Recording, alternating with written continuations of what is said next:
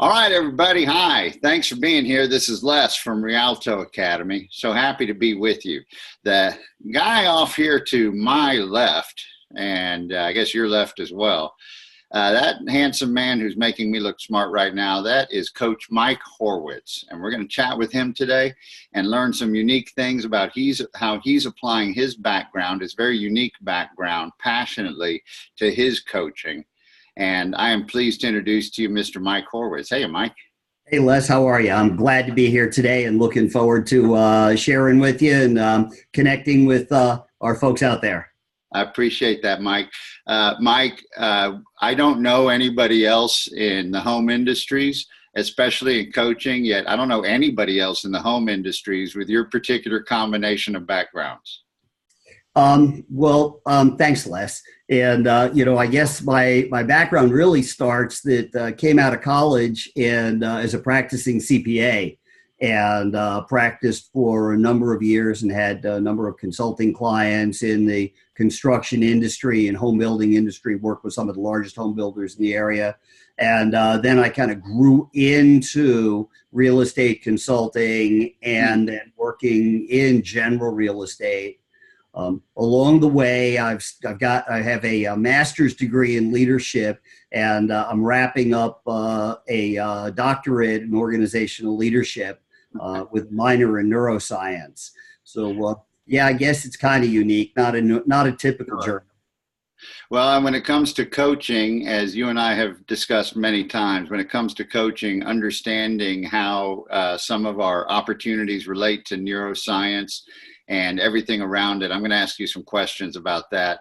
A lot of us will never get to ask a PhD questions about such things. And so to begin with, so in your CPA background, how does that help you when you're coaching clients in the home industry?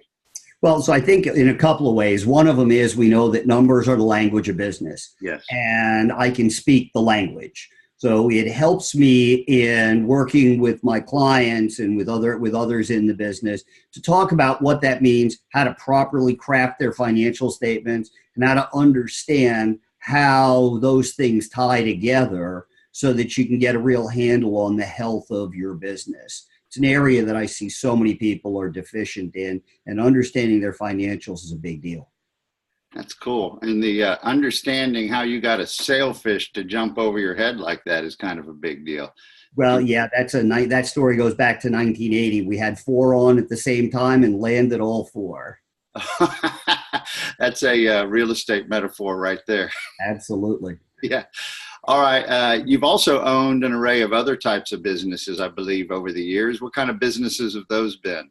Okay. Well, I was in the hotel business, and along with that, we owned a restaurant and a bar. We had 5 hotels around the Southeast U.S. I've done consulting work across the country. One of my cool engagements was with the Lower Brule Sioux Indian tribe on their hospitality, gaming, and hotel business. Spent some time out there with them.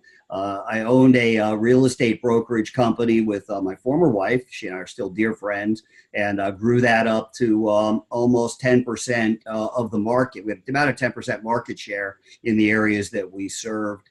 Cool. And so we from the day we started it, I did the analysis, looked at the numbers. We doubled it every single year over year for 9 years in a row. Wow, way to go! That's very impressive. That's cool. Yeah, there's another business piece of background that a lot of us will never bump into in the home industries. It's hilarious. You continue to surprise me that way, even though we've been working together for quite a while now. Well, Mike, we get uniquely enthusiastic reports from your clients about your coaching, and I'm familiar with some of your successes. Yet both in the productivity realm, in the leadership realm, in the business models realm, I know you're also an expert in the MREA models and things like that. Could you tell us a couple of victories in coaching that would represent kind of the way you approach things? So I had a fascinating revelation looking at a photograph of an office that I was in, and I coached a number of agents, and more than 80% of their leadership team was coached by me. Yeah. and grew them over a 2-year period from new agents to that place. And then another office happened to have a post on Facebook, and they were touting a new course that was coming up, and they had a list of all the agents. And I realized I have also coached 80% of those agents from being newbies to where they are, where they're highly productive. So that was kind of the overall. And I guess the big one is when I have a conversation with a client, and we've been working on a particular area of growth over 1 or 2 or maybe even 3 coaching calls. And, all of a sudden they have an awareness that, wow, we've really moved the needle on this. We've really had massive growth. And, they stop and they realize it. And, or we have it the other way where we suddenly realize that maybe there's something that we need to stop doing and something we need to do a little bit differently along the way. How do we close the gap and maybe take a different approach? Yet the biggest success has been in helping people grow their business by 100, 200, 300% over a 6-month period.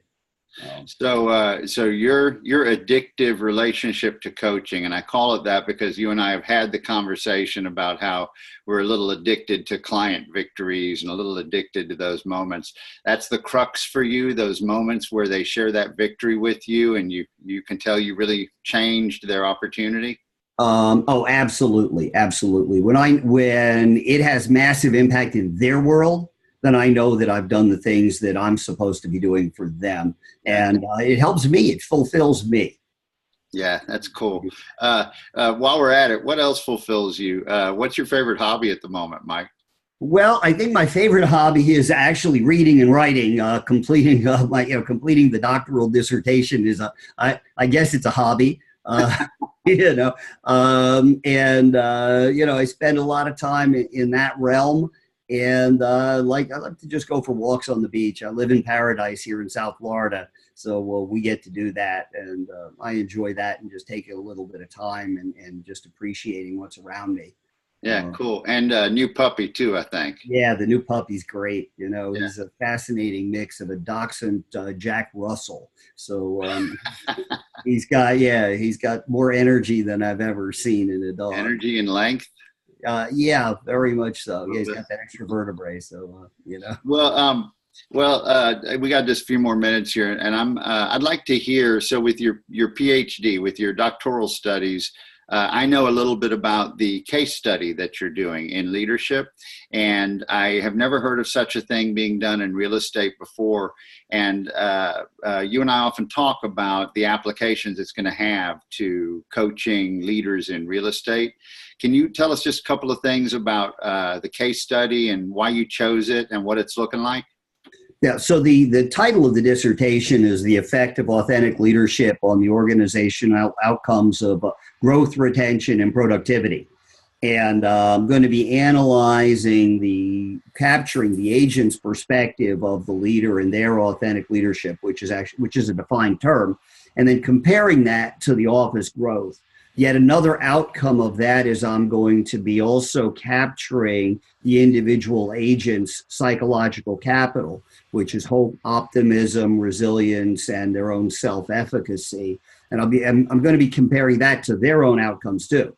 So what it does is it helps us understand the impact of the leader on the agents in the office and whether or not they're driving results. It will also give us a tool to understand and really uncover what's going on in the individual agent and how it's affecting their own personal results in their business and in their personal lives. So it opens up a couple of different places for us to really help coach our clients in a new way and help. And the outcome will also be a leadership development program to help leaders grow their own authentic leadership and help their offices succeed at even a much higher level.